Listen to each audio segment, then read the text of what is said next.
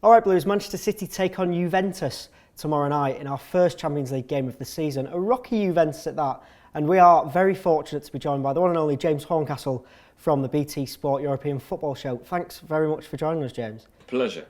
No, it's our pleasure. No wins so far for Juve this season after an amazing season last year. What has gone wrong?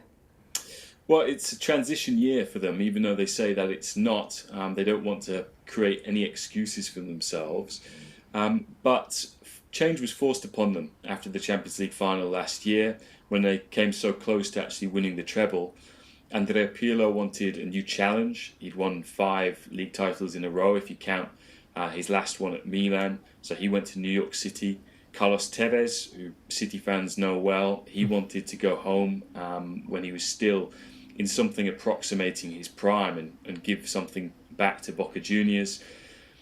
The only sale that wasn't necessarily inevitable was that of Arturo Vidal, but I think they took the view that he was 28, he'd had a serious knee injury a year ago, and had probably his most underwhelming season in Juventus' colours last year, and the offer was kind of too good to turn down from Bayern Munich, 35 million with add-ons, which would take it even higher than that. So for Juventus to lose 3 players like that, 2 of whom were really against their will, has been a lot of upheaval for them.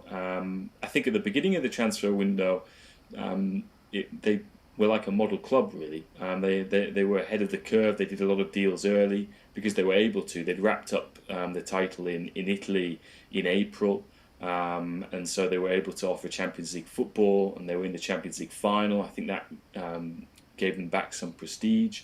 So they went and did deals for Paulo Dybala, who was the revelation in Serie A last season, Sami Khedira on a free transfer from Real Madrid, and Mario Mandzukic. And then, really after the Vidal sale, they went on this pursuit of a number 10, and it dragged on and on and on. I think they were going to spend a lot of money on Julian Draxler. And curiously, I think Man City had a part to play in this. I was going to say, with the De Bruyne deal, that messed things up. It messed things up because when Wolfsburg got the money from City, they were able to gazump Juventus for Draxler, and Juventus went into the final day of the transfer window and ended up getting a player who wasn't really their first choice, second choice, third choice in Hernanes, to play that number 10 role which Allegri wants. And so the transfer window was mixed, really. Very good to begin with, and a little bit disappointing, underwhelming towards the end of it.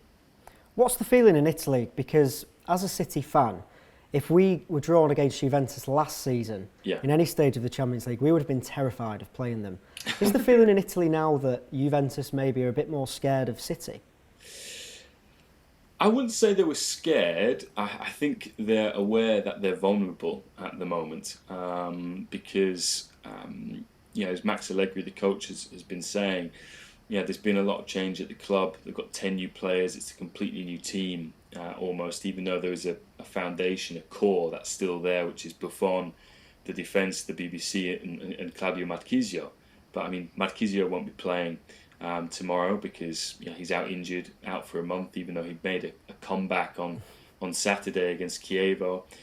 So injuries have complicated matters.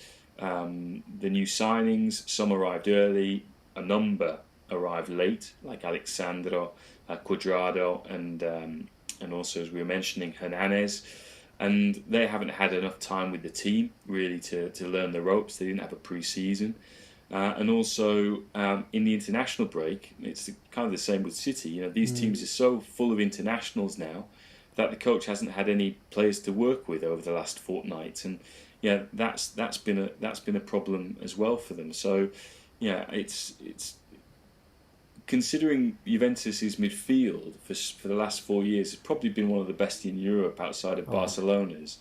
Now it's been decimated, really, because Pogba doesn't look.